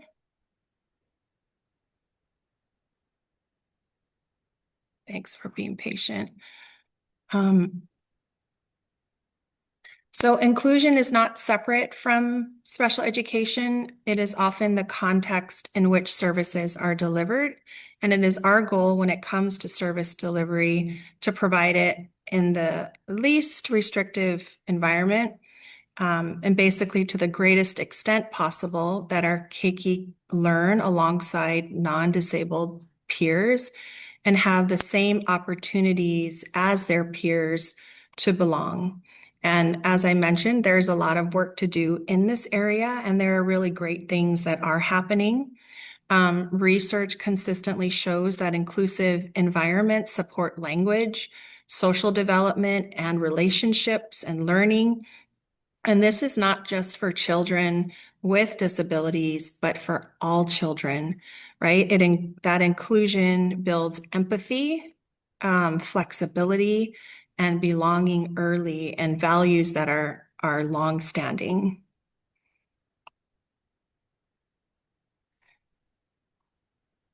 So when the IEP team considers placement, it's important that families, the public school and community programs, teachers, directors that come together and communicate what can be done for the child and what is most appropriate for the child who is found eligible for special education services. As a former SLP in the schools, I've evaluated preschoolers in various settings. And for some, right, it was appropriate to deliver services in the private school or the daycare. And for others, it was appropriate for that child to be in a special education classroom. So it is individualized. So the inclusive setting supports may look like visual schedules and timers, coaching around clear strategies to support the child in that regular early childhood program.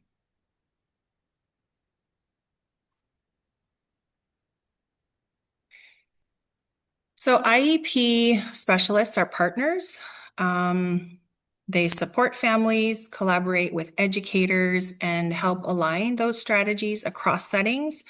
so children can experience consistency and have opportunities to practice and generalize skills being addressed as outlined in the IEP.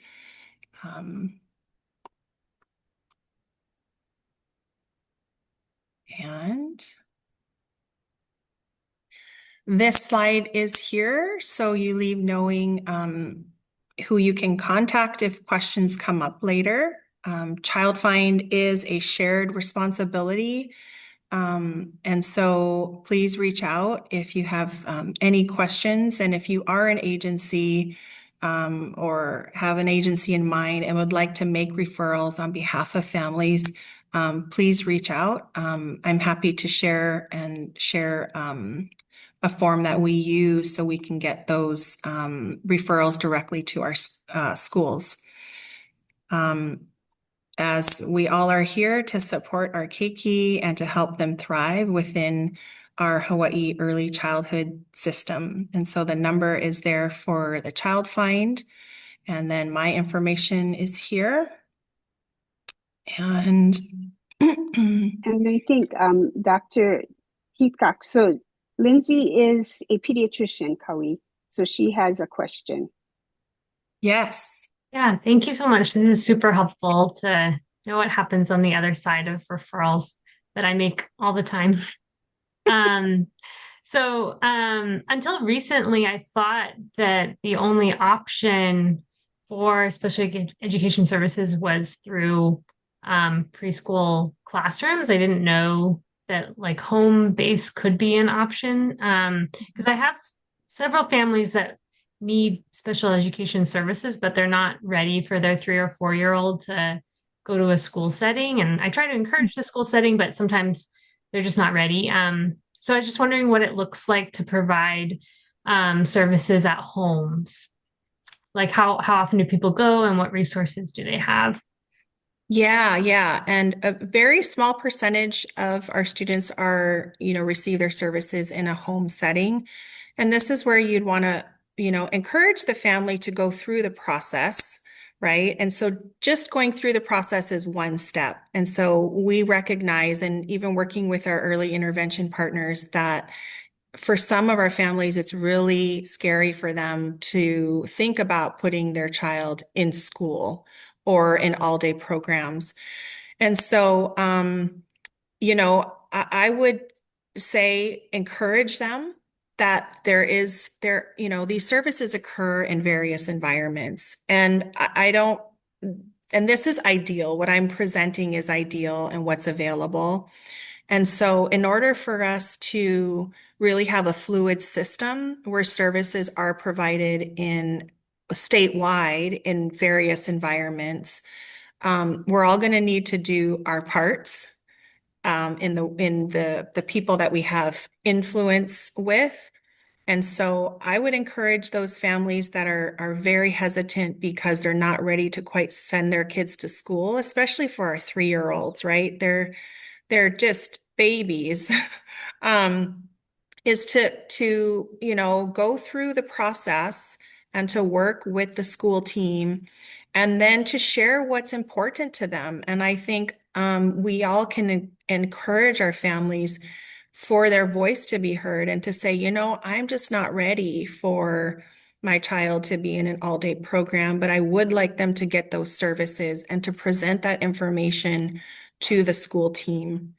And so that would be a part of, that decision around where those services can best be provided. And sometimes it's drop-in where the child will come to the school, they're in I know in your case, they just don't want to, not quite ready for school. But we do have situations where children are in private schools because sometimes the schools, are short staffed. We all know that, staffing shortages are what we have. And so sometimes those kids will come in for their services and drop in, and so I think that's why it's important to really lay it out, and for all of us to be on the same page around services and how we can support that variety within this system. I hope that answers your question. Yeah, it does. Thank you so much. Yes, yes. And there's just one more resource that we will share. This is in draft form. But all the timelines that were mentioned here, and the referral process and the evaluation and eligibility piece and the IEP, this is under review, but once it's approved and ready to share, I will get it to Elaine so you can have this as a resource for yourself and with families or agencies that you also work with. And so that is it. Mahalo for the work you do and being partners with us in this journey as we work collectively to support our children that have special needs. Are there any other questions from the board, from board members? Hi, everyone. This is Cheryl Kudiaman. Hear me okay? Yes. Yes, thank you, Kobe, so very much. Everything you said definitely puts a smile to my face. I served two hats. I'm a preschool director of about 20 years at Pearl City, as well as the board of the board of directors. I can let you know truthfully, and maybe we can talk on the side later, that hardly any of our referrals actually reach fruition. I've experienced it very differently, unfortunately. So again, we'll talk off base on that. Yeah. Number one, just to let everyone know, the first step is really to get parental support. Even if the doctors share it, the preschool teachers share it, if the parents are not on board, nothing moves forward. Yeah. And that's the saddest part. Yeah. And what I've heard, not even in the early learning stages, but even in the elementary and upper grades, if the parents do not support the recommendation of the DOE, they'll just keep on passing the children from grade to grade to grade. And so that's why there are some students in high school that can't even read. I mean, just sharing the reality, which is why early intervention is so important. So again, thank you so much. But anyway, yeah, we'll talk off. I took your contact information. I'll call you later. But just as a recommendation, which I kind of thought of today, which is why I feel a lot of parents do not go this route. I don't know if it's even possible, but if we could do a PSA or even a rebranding of special education. Because a whole, I guess, words, when I have to share those two words to parents, like, oh, I'm referring you to your homeschool. I even try not to use the word special education. You know what I mean? You folks know what I mean. So right there, I'd say half of the people right there just already turned their ears off. I'm so happy to hear, Dr. Lindsay, that you give referrals. I can tell you so many pediatricians tell us, oh, the preschool, that's just what they think. They'll just grow out of it. I can tell you, I hear that all the time. So again, very happy to hear, Dr. Lindsay, that you actually give referrals. Thank you so much. But yeah, if there's any way we could do a PSA, I can tell you, again, I'm pulling my marketing ideas here. If we could rebrand special education, I can tell you, this would really be a game changer in what we're trying to do for our kids. Because like I said, I'll say over and over again, it's about early intervention. If we do something now, right, at this stage, it'll be only easier in the future for everything. Yeah, but just thank you. I'll call you later. Yes, please do. I'll look forward to that because it's going to take all of us working together and collaborating and, you know, kind of like leaving our comfort of just working within our own walls and how do we make it better for our community and how do we reach families and, you know, let them know that we're there to support them in this process. And we get it. We know families are like, nope, we don't, special education. It's not my kid, right? Yeah. And I think and we want to get it right at the beginning, right? Otherwise it can layer on year after year. And so I think if we get it right in the early years, I think we'll be setting up for more successes as that child, you know, advances in grade levels. Yeah. Thank you. Thank you. Any other questions from board members? Questions or comments? Any questions or comments from the public?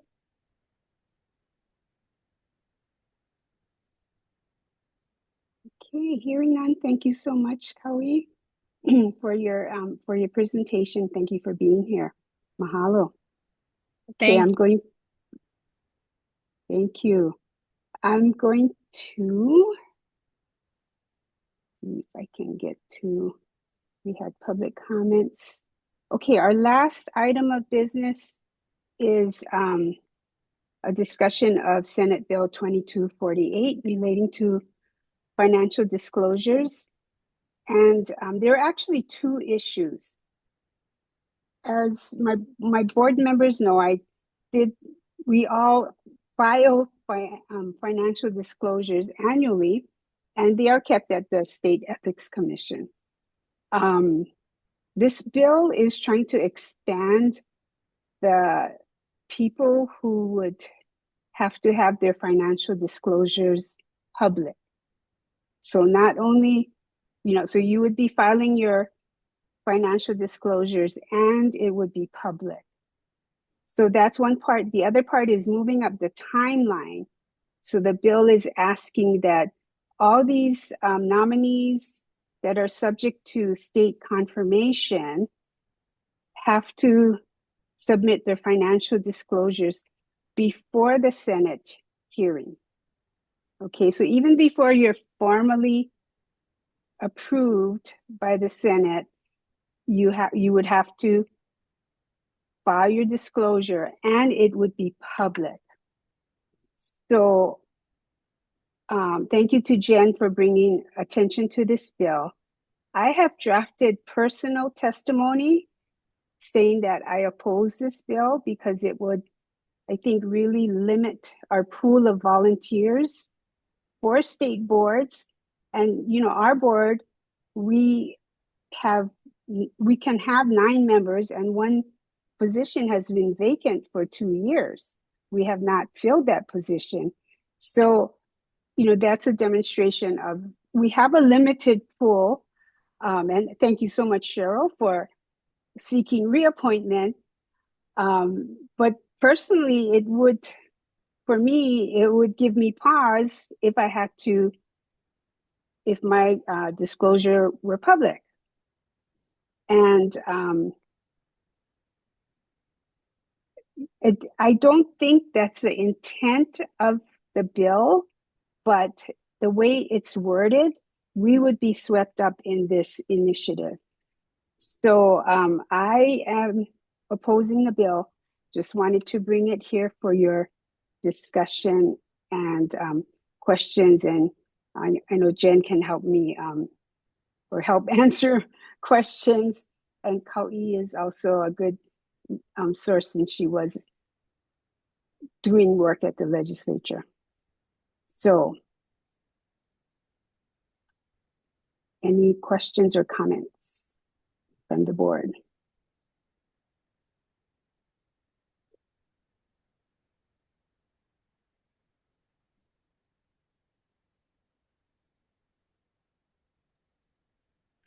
Elaine, just clarification. This is for all voting members and non-voting members? This could impact both? No, not the non-voting members don't have to be confirmed by the Oh, Senate. okay. So Just checking. yeah, thank you for asking that.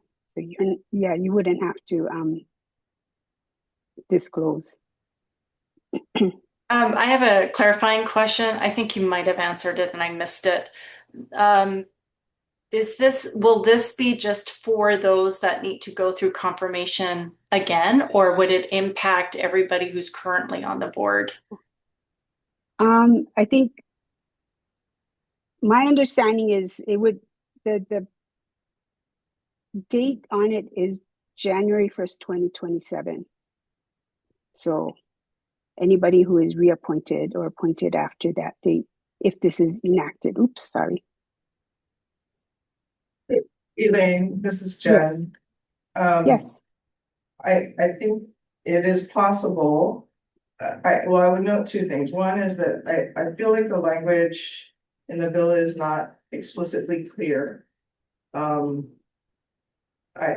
agree with the chair about there is definitely the possibility that the language could be interpreted in the way in which she is expressing concerns about.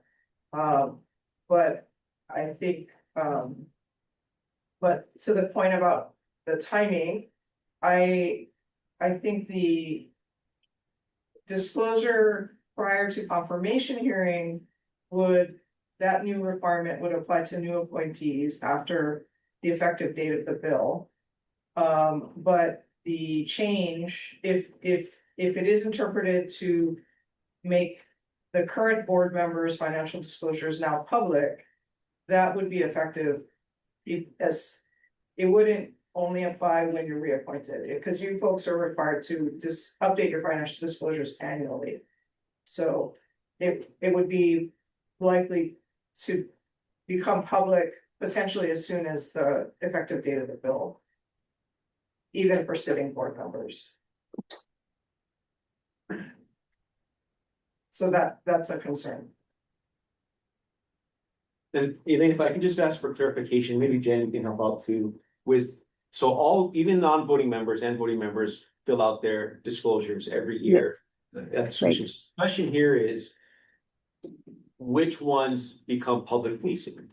And are you saying that ex officio members would somehow be exempt from that being public facing, and voting members would then be public facing? Is that found somewhere within the bill and stated explicitly? Yes, It is? because it is people who are subject to Senate confirmation, and only the voting members are subject to Senate confirmation. Thank you for that clarification. Yeah, thank you. And Ephraim, I agree, the chair, but that part's clear. Yeah. Yeah. Thank you. And when I reviewed the testimony, there were several departments that came out against it because it would limit the pool of people that are volunteers for these state boards. I did not, and I saw a lot of testimony supporting it from private citizens and organizations. I did not see, and I didn't look closely, and maybe Jen might have seen, I didn't see any actual board members who are subject to Senate confirmation submit testimony. So I am really going to submit testimony from my point of view as a volunteer member, acknowledging that I am chair. It is up to the board if you want, oh, sorry. The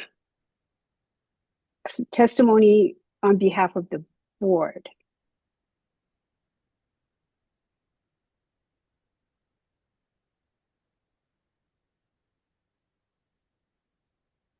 Is that your question? You're asking the board if we want to do testimony as a group? Yes, because any of you can submit private testimony, testimony on your own behalf, which is what I'm going to do.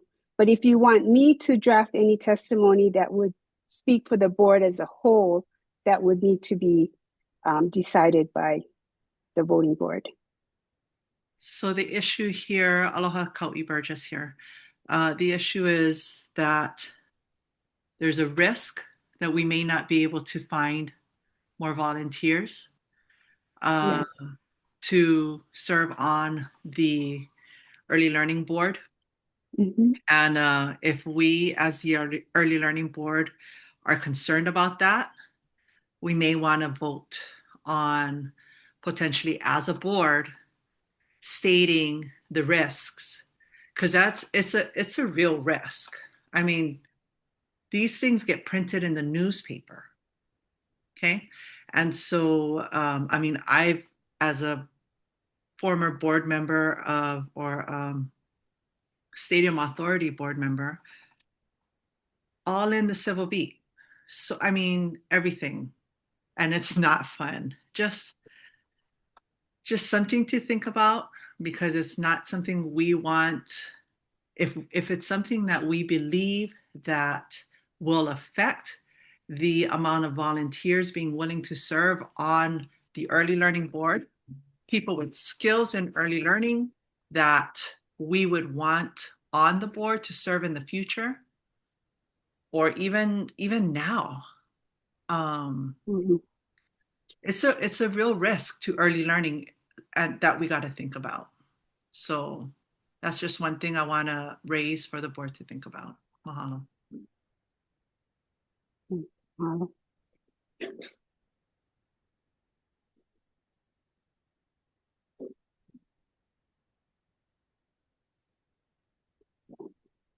Any other comments or questions?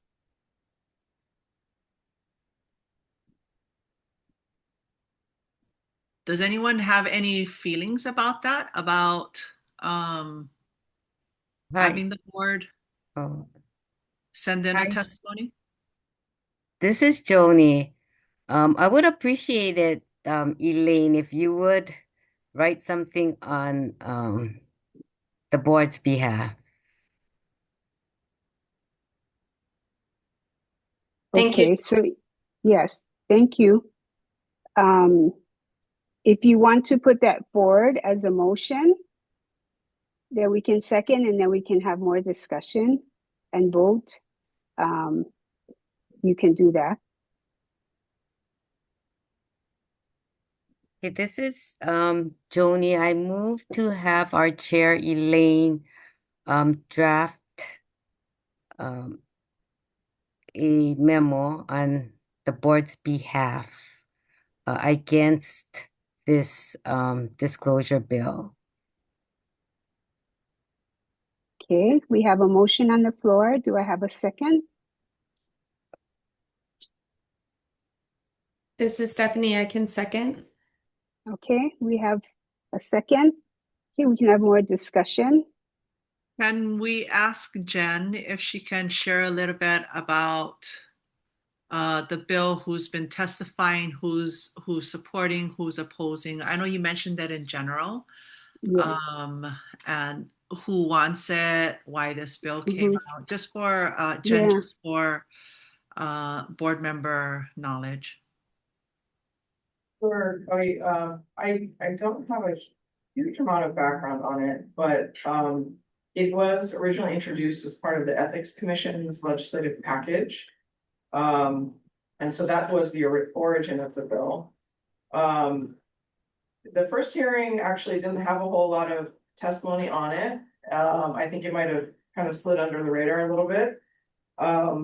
In the purpose section of the bill, it says it's to promote governmental transparency and strengthen public confidence in the state's appointments process. And it speaks about the change it makes to the timing of the filing of disclosure statements. The purpose section of the bill does not actually address the portion, the larger concern. And I think that's part of why I feel like the language is a little unclear. It's not, to me, it's a little confusing what the actual intent is. Whether it's intended to scoop up boards like the ELB into the public disclosure category. As the chair mentioned, there was a fair amount of departmental testimony that popped up in the second hearing of the bill in the Senate. Expressing concerns that are very similar to what, you folks have been raising and sharing, I think.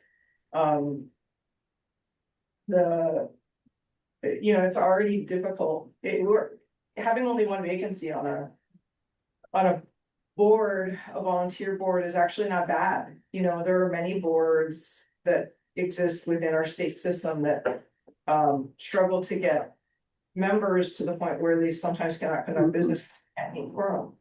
So it makes a challenging situation even more difficult.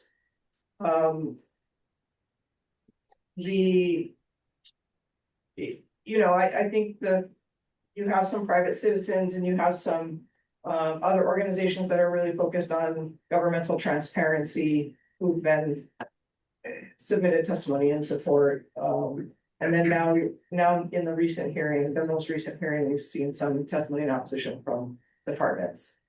One of the reasons why I feel like the legislative intent is maybe a little cloudy is because in the way that the disclosure law is written currently, the reason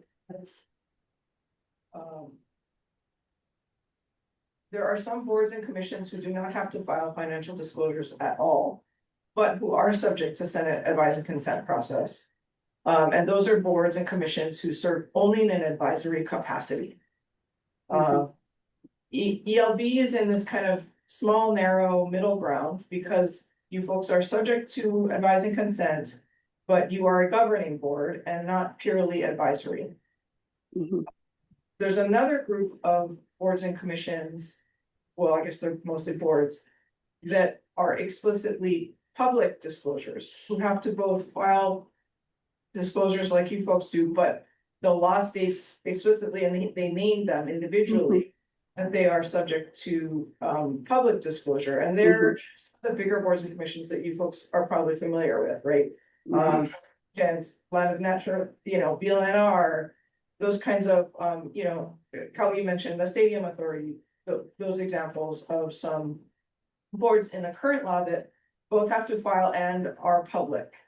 The law kind of adds in this catch-all language, the bill adds in some catch-all language that adds all, I'm trying to find the exact language, that adds the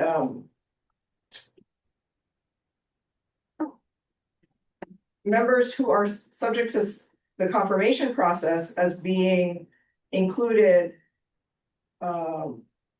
within this public disclosure group. But it doesn't amend the section of statute that currently exists that lays out other boards and commissions that are explicitly already required, subject to public disclosure, who would also fall under this catch-all. And then again, in the purpose section of the bill, also there isn't mention of this component. The purpose section is really focused on the changing of the timing to be prior to confirmation. And you could argue that the changing of timing would also be a deterrent to volunteering, but it's probably a little less of a deterrent than your financial disclosures becoming public. So I don't know if that's helpful. That's a little extra background about some of the dynamics. But I think it is important to note that it was introduced by requests as part of the Ethics Commission's package. And so that at least we know for sure that's where it came from. Whether their true intent is actually to scoop up every single person who's subject to confirmation and now make them public, I think it's possible the language could be interpreted in that way, but it's a little fuzzy still in my reading of it.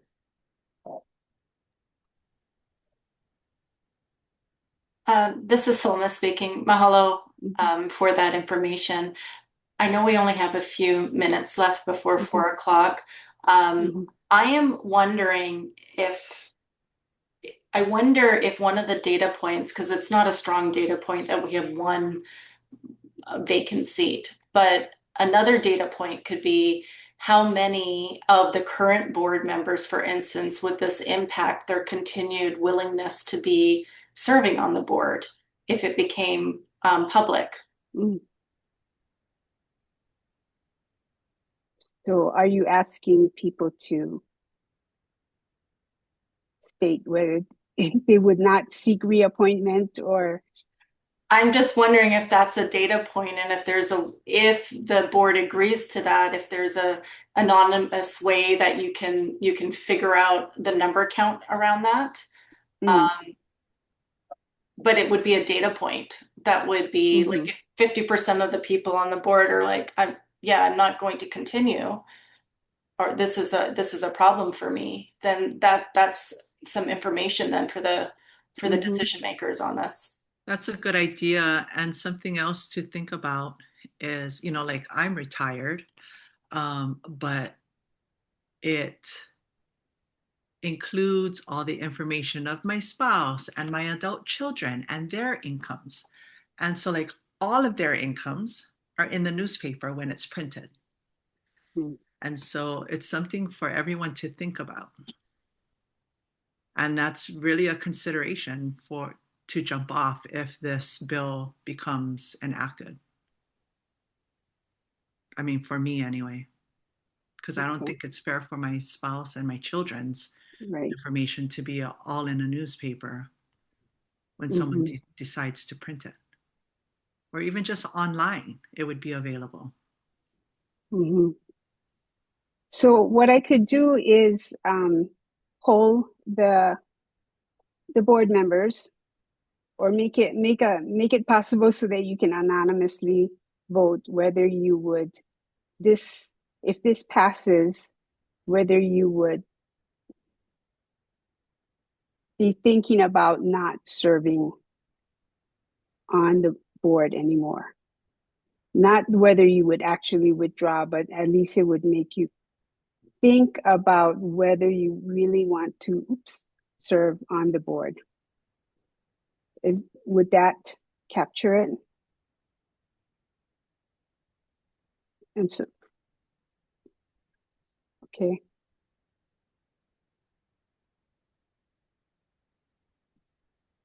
So I could draft, if you guys decide to vote on this and it passes, what I would do is draft testimony. Well, first get that data point, and then draft testimony that would go to you guys before. Hopefully, I have to do it kind of fast because we never know when the hearing is going to come. And make sure that, that you guys are okay with it. Any other discussion? I just want to share, Elaine, that sounds good to me. I know we need to vote. It would be also helpful if you could share, I guess, the link and where we could do public testimony, all of that kind of stuff in the email. Oh, okay. Sure, I'll do that. Yes, that'd be great. So yeah, because I think it would help if you also submit personal testimony. Yes, thank you. I'll do that. Any other comments or questions on the motion to have the chair draft testimony on this bill opposing and gather information that would support the testimony? Any other comments or questions? If not, I'm going to, are you ready? I'm going to go through the roll to have people vote on the motion. Okay. Kau'i. Yes. Aye. Okay. Cheryl. Aye. Soma. Aye. Okay. Lindsay. Aye. Joni. Aye. Stephanie. Aye. Okay, the motion passes. So I will be working on that. Thank you for your discussion and comments. And let me just go see public comment. Any very short comments from the public? Okay, hearing none. what we had today, we voted on our minutes and passed those, and we voted to submit testimony as a board on Senate Bill 2248. And I will be sending an email out with information on how you can also submit testimony on your own behalf. And mahalo to the Seed Center, Christina and Lynette. And thank you, mahalo again to Kevin. So I think we're right on time. Mahalo everybody for being here. Please stay safe. And we will see you next month.